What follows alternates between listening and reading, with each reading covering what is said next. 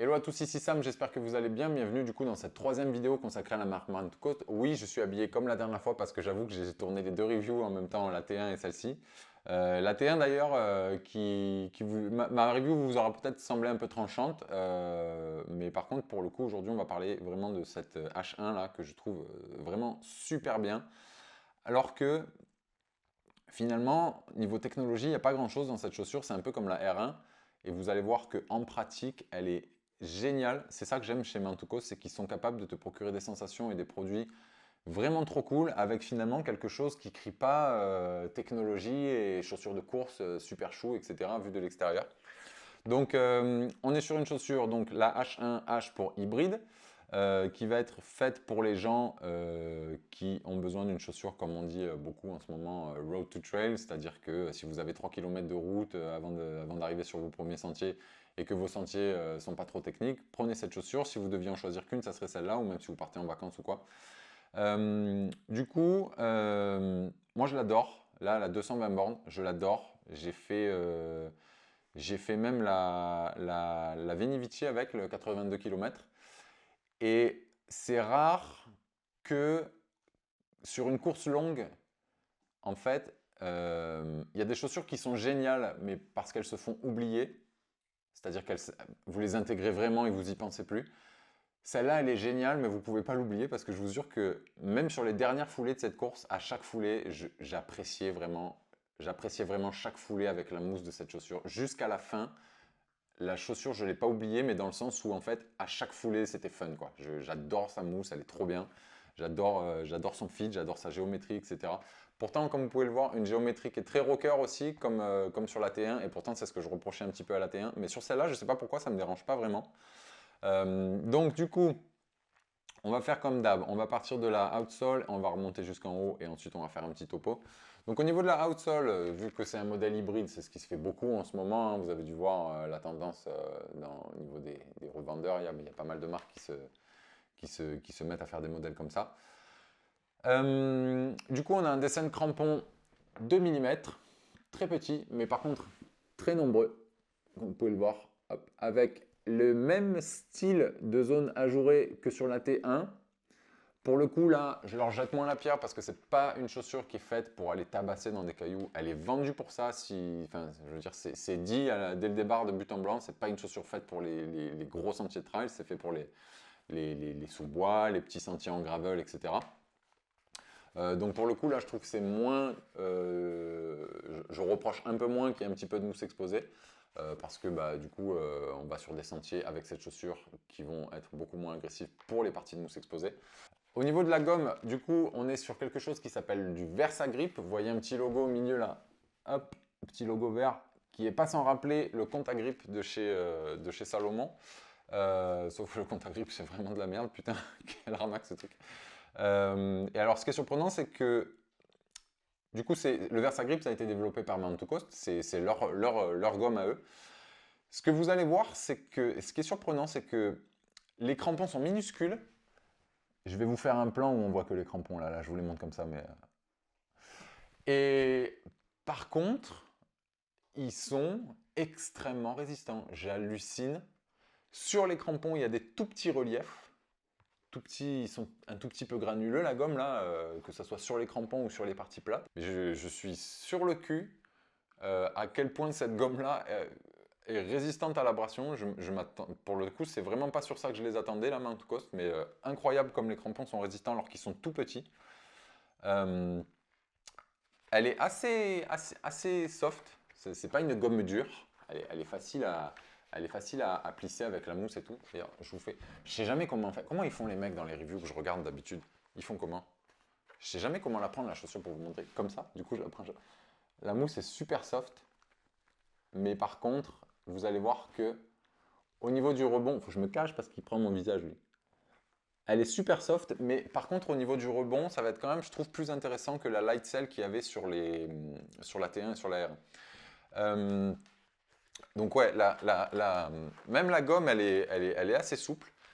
Par contre, elle va pas être extrêmement adhérente pour autant. Alors si vous êtes sur du sec, aucun problème. Si vous êtes sur du sous-bois, du sentier, des caillasses secs, ou des grosses dalles de roche, etc.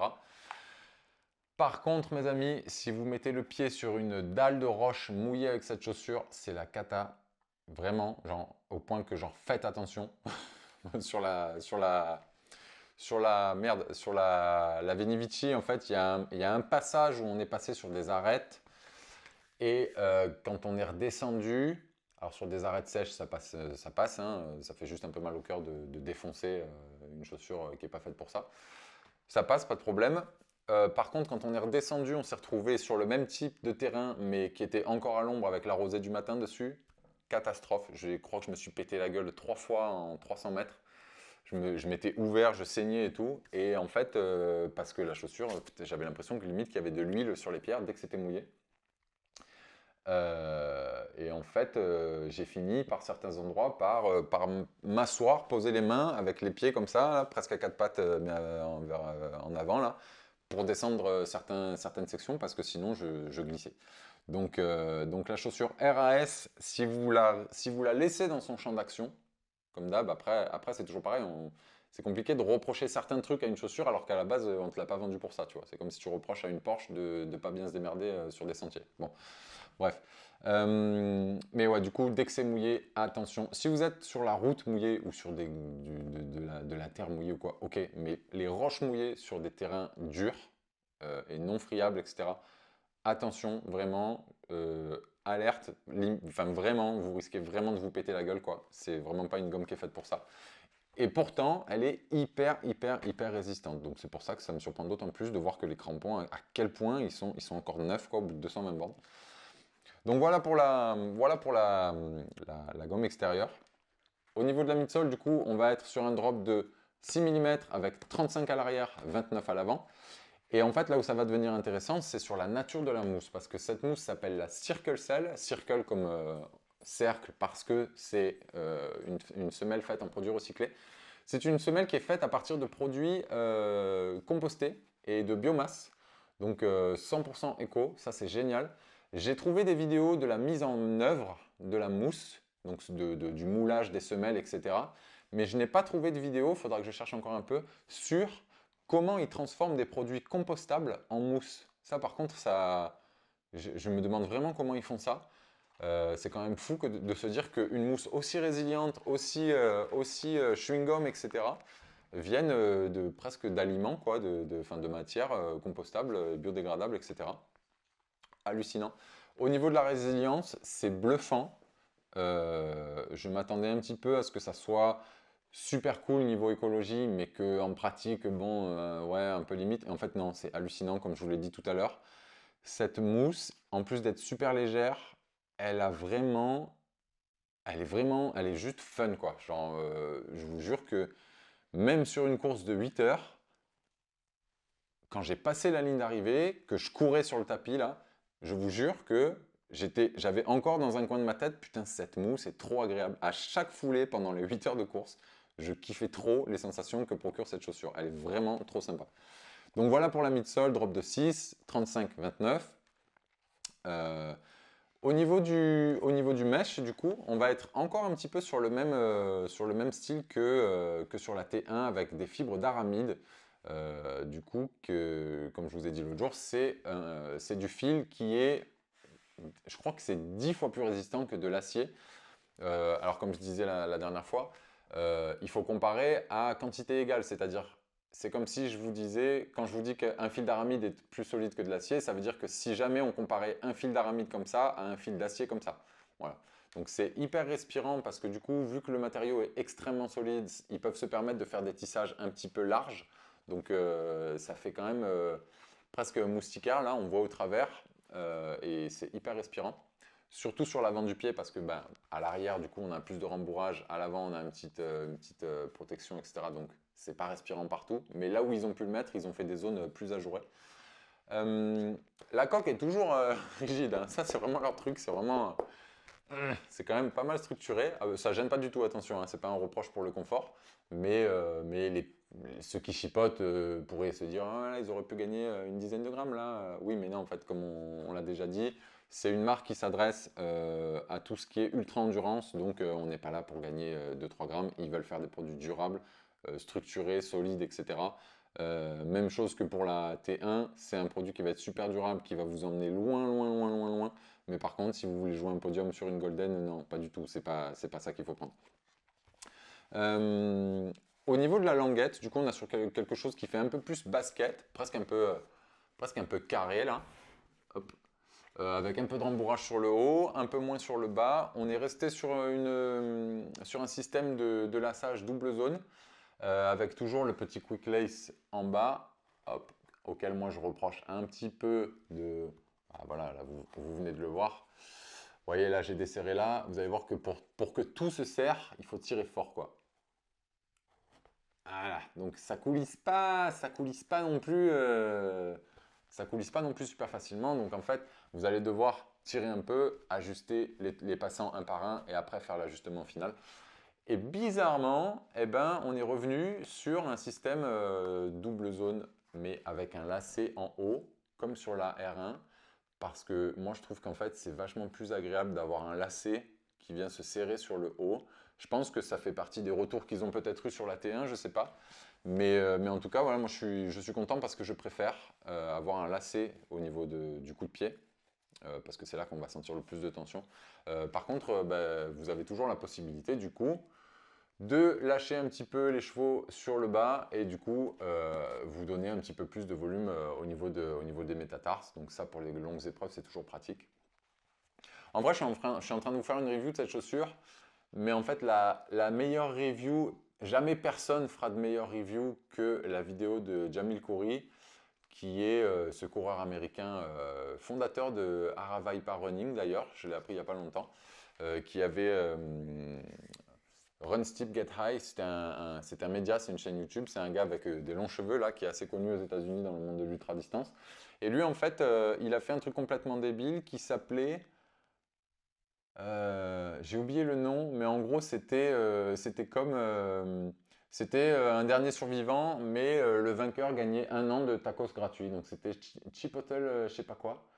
Et en fait, du coup, c'était autour d'un pâté de maison, c'était même pas sur du trail ou quoi que ce soit, c'était à plat quoi. Et en fait, celui qui faisait le plus de distance, eh ben, gagnait un an de tacos gratuit dans le magasin, je pense que c'était à Boulder ou quelque chose comme ça. Et du coup, il a fait 730 miles. Donc ça doit nous faire dans les 1200 km, 1100, 1200 km, quelque chose comme ça. Et sur ces 730 miles, il en a fait 600 avec cette chaussure. Euh, je vais vous la mettre la vidéo après, une fois que je vous ai dit ça. Et en fait, ce qui est incroyable, c'est que lui, il avait plein de chaussures différentes. Et en fait, bah, vous allez voir dans la petite vidéo que je vous mets après que il a fait, je sais pas moi, 15 miles avec la Adidas T-Rex Ultra machin, 20 miles avec la Nike je sais pas quoi, etc. Et il changeait en fait, parce que je pense qu'il se sentait pas 100% à l'aise, quoi. Donc il changeait, il faisait quelques heures avec une chaussure, après il changeait. Et en fait, il dit qu'à un moment, il a passé cette chaussure qu'à l'époque, Mantucos lui avait passé en test, en proto. Et en fait, il n'a plus jamais enlevé. Il a gardé cette chaussure jusqu'à la fin. Il a fait 600 putains de miles avec cette chaussure-là. Donc ça fait 930 km, un truc comme ça, avec cette chaussure-là, parce qu'en fait, quand il est arrivé à celle-là, il a dit non, mais en fait, c'est la meilleure. Je n'ai pas besoin de retirer cette chaussure. Elle est parfaite.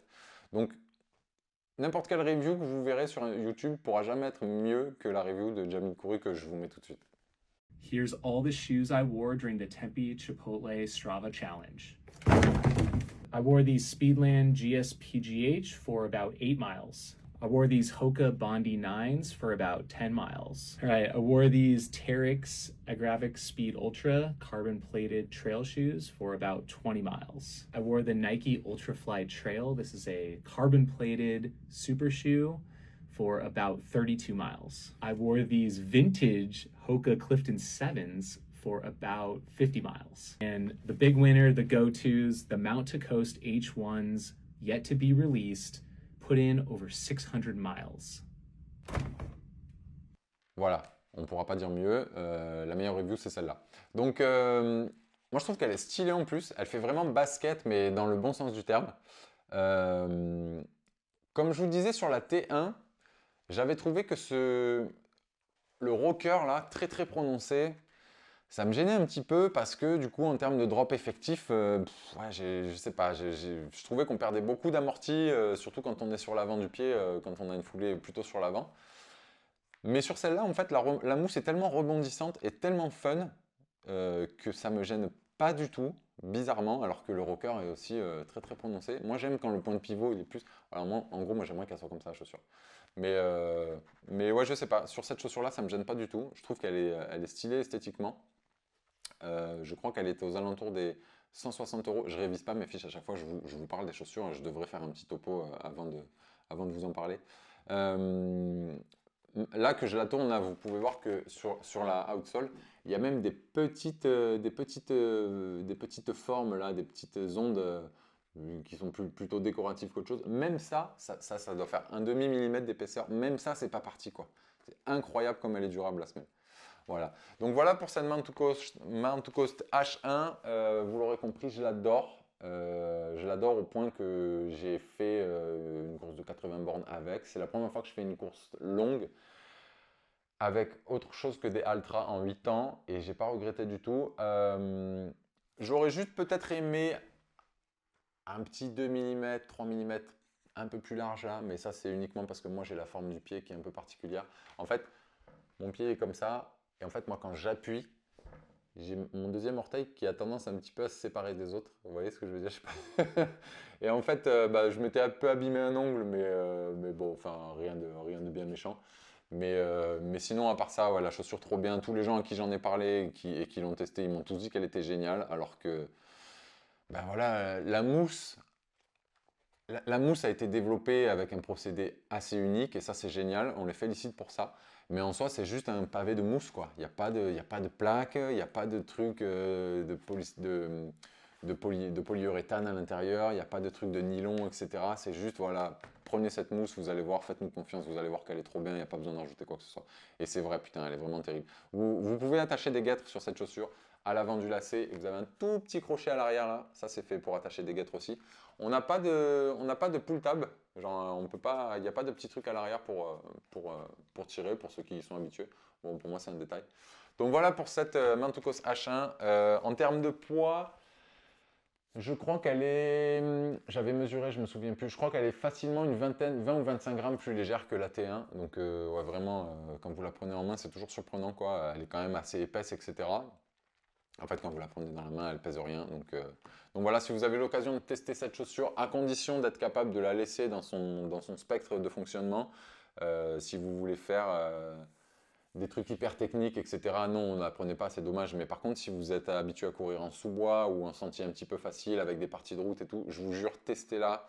Elle est tellement agréable et je vous promets que chaque foulée, vous ne pouvez pas l'oublier cette chaussure quand elle est à votre pied. À chaque foulée, vous allez trouver qu'elle est agréable. Il n'y a aucun moment où la chaussure va s'effacer, ce qui peut être aussi une bonne chose, hein, mais chaque putain de foulée que vous allez faire avec cette chaussure, vous allez vous dire, cette mousse, elle est incroyable. Voilà pour cette Mount to Coast H1. À bientôt. On va passer, on va clore le petit chapitre sur Mount to Coast. On y reviendra quand les prochains modèles seront sortis. Mais en tout cas, voilà, n'hésitez pas à mettre un petit like, ça vous coûte rien et moi ça m'aide beaucoup. N'hésitez pas à poser des questions en commentaire si vous en avez. Et moi je vous revois assez bientôt pour parler d'autres choses dont je ne peux pas vous parler encore. À bientôt et merci d'avoir regardé. Ciao.